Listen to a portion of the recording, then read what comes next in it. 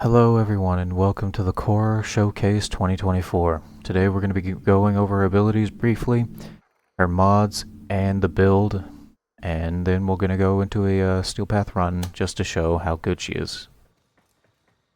With that, let's go over her passive and abilities.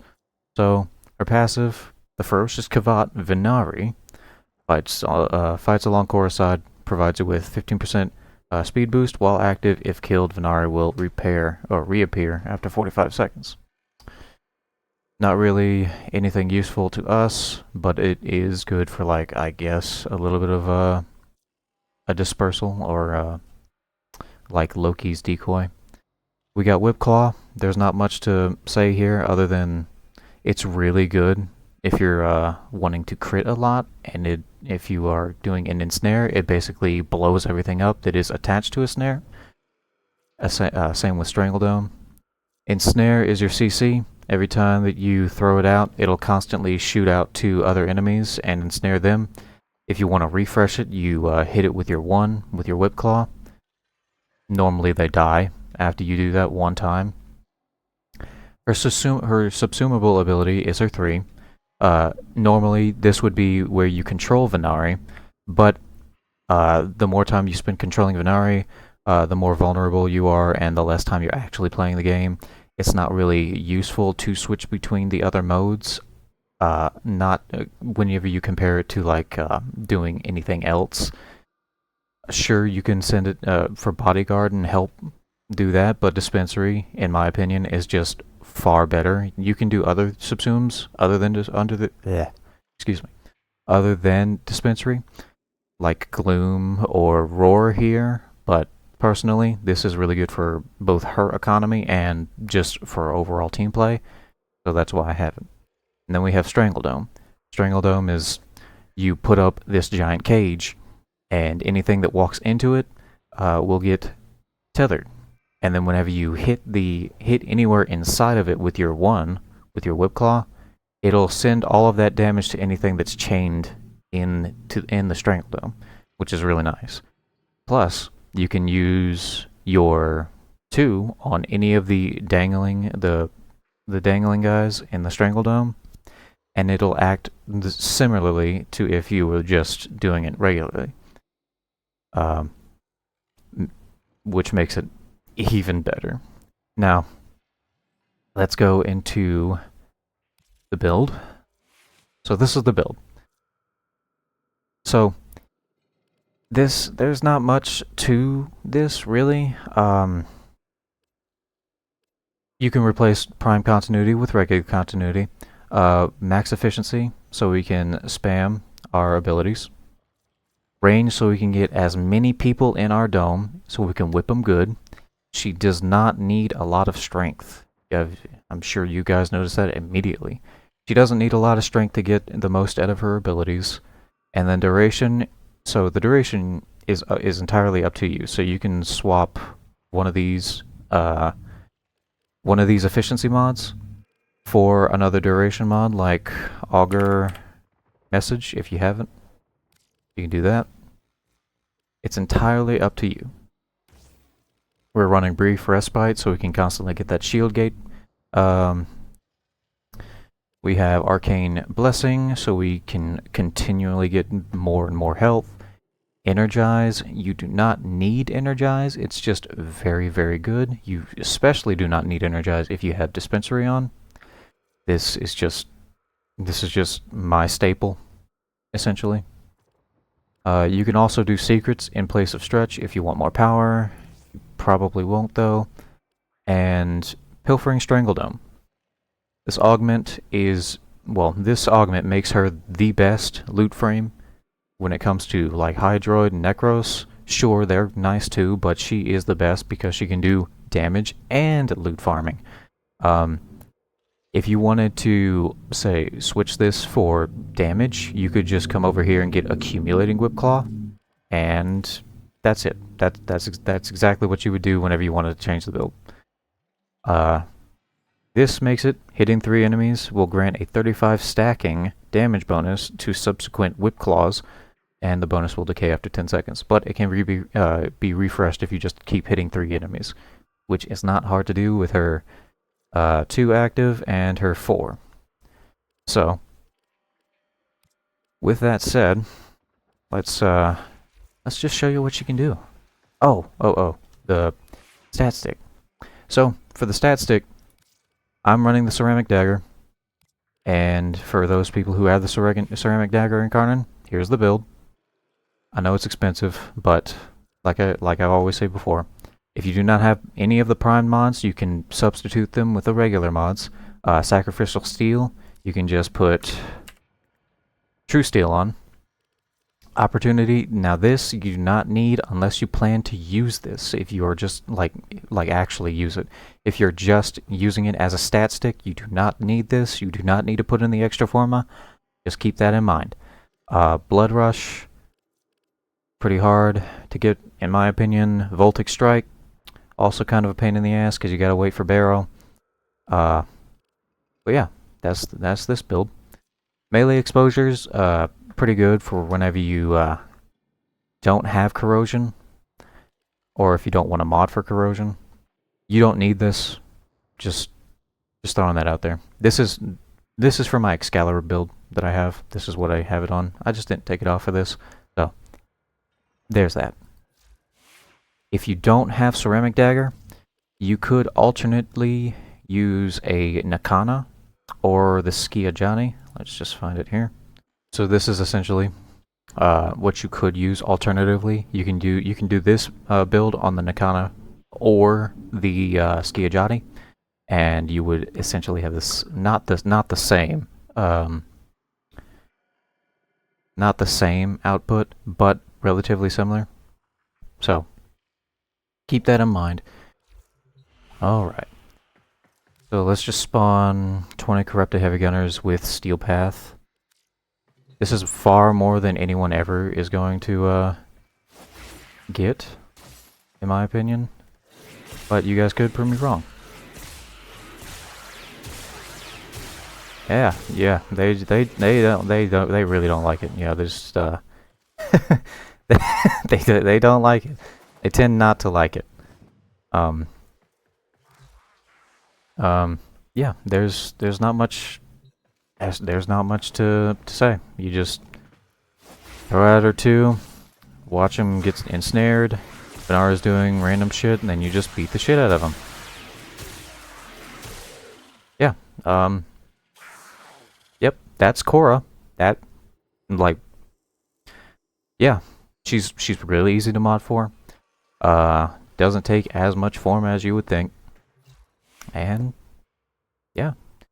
Do enjoy the Steel Path run. Thank you so much for your support on the last video that I did, or the Arcane video that I did. And I do other content, so please check out that and let me know what you think. And thanks again. Don't forget to subscribe. All right.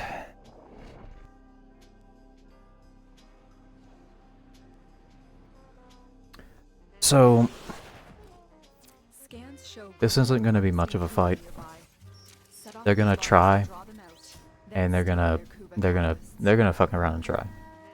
They're going to try to stop me, and I'm going to politely say no. Sending modified life support capsules. Use these to sustain your environment or attach Kuba catalysts to begin harvesting.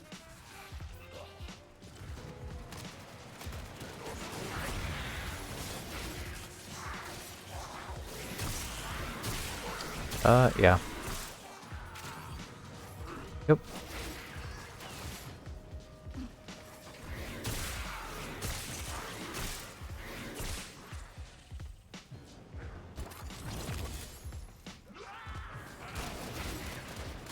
This tile set is really good for farming focus or acolytes or XP in general. Whatever you may need it for. Got really good spawn rates, and it normally puts you in a hallway. And if you're even lucky, or luckier than normal, if you get this hallway and have one of the doors closed, like that one back there, that's where real fun happens. Life support incoming. But like I said in the sim, anything that's in the Strangle Dome and you do a whip claw attack, in the center. Oh. It just gets transferred. All of that damage just gets transferred. There's one of the new Jade Eximus units. It can be a pain.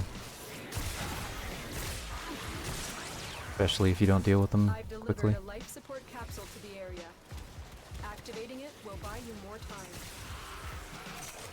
I was thinking about using my Tord there, but I didn't.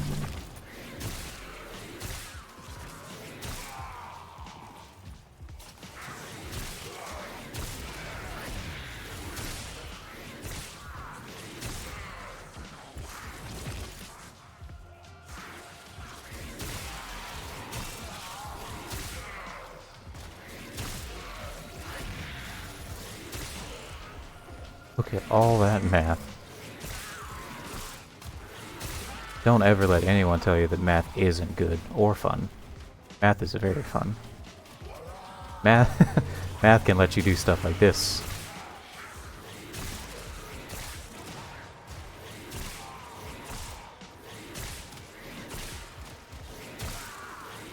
Yeah, they just kind of evaporate.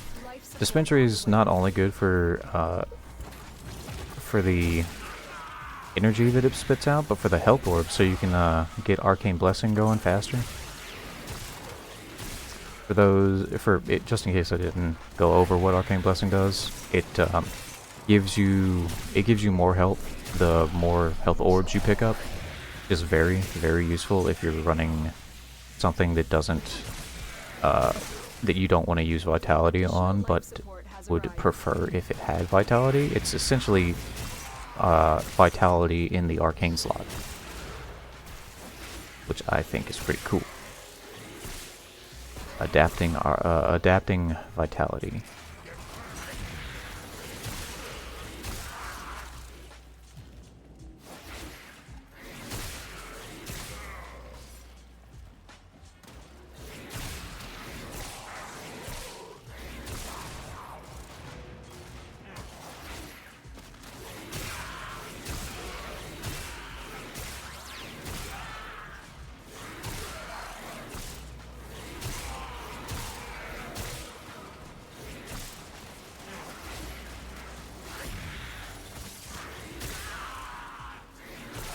Not really having too much issue here. Just run around, spam one. Throw out your Strangle Dome so they don't kill you. Throw out your Ensnare so you get more people in. And then just whip them.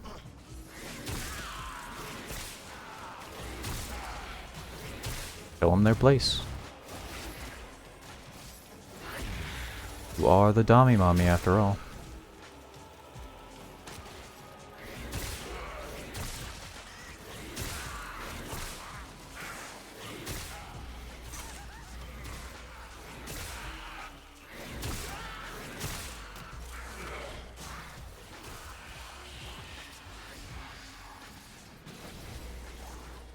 Uh-oh.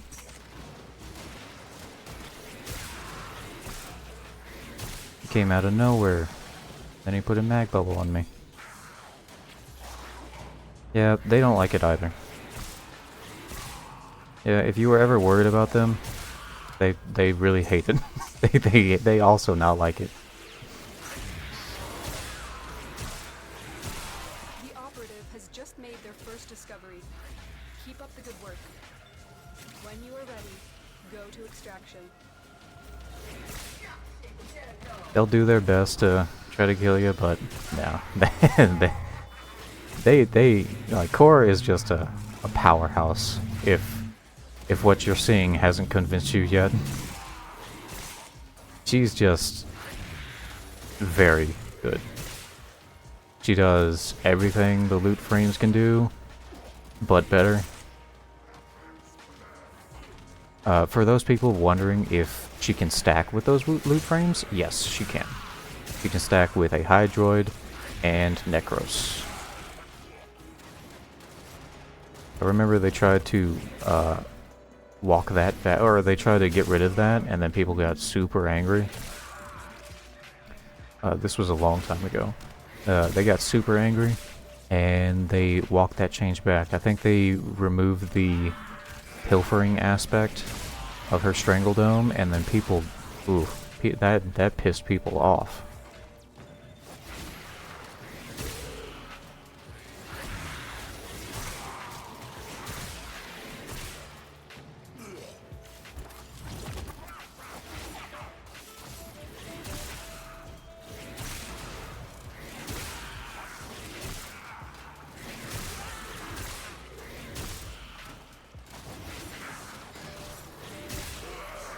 Now that Arcane Blessing's going, you can see we have 1,500 health and we started out at, what, 400?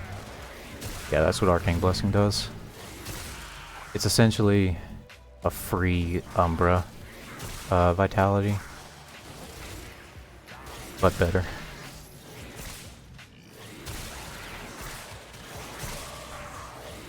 Because you don't have to put any of the other Umbra mods in.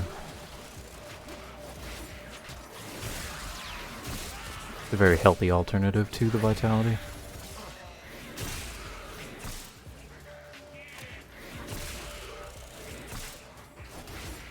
Imagine putting Arcane Blessing on a Minaros. That'd be entertaining.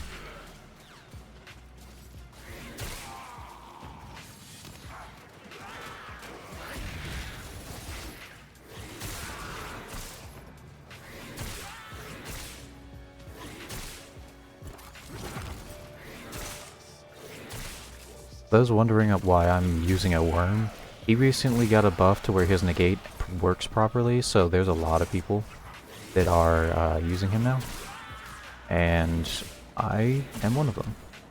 I personally use him for the tenacious bond aspect of him.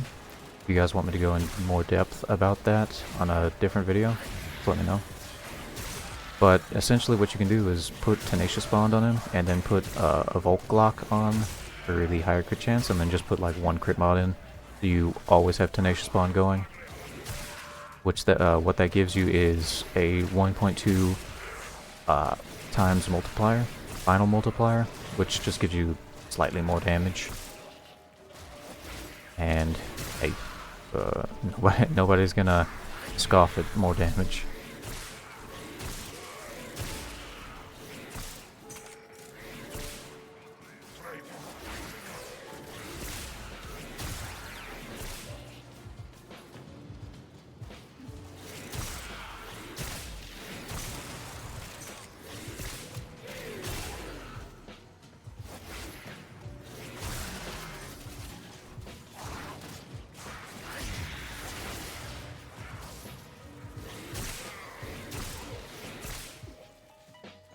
Map the frame.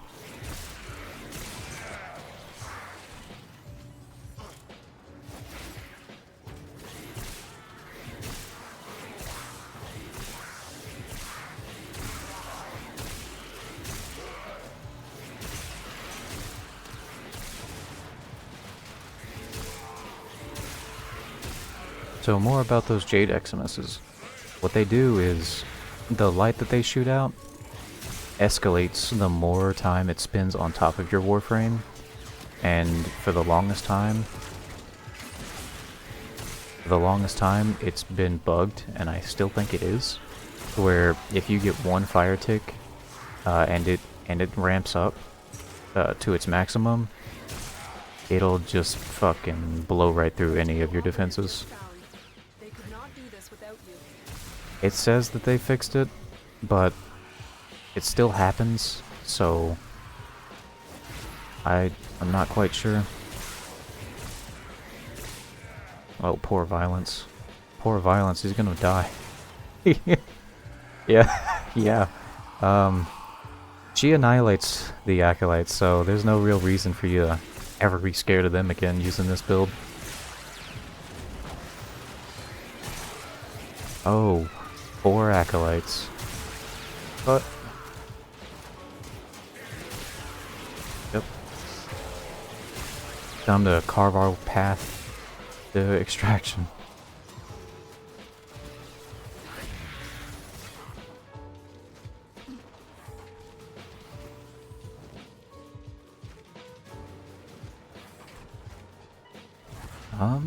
And yeah, that's been Khora.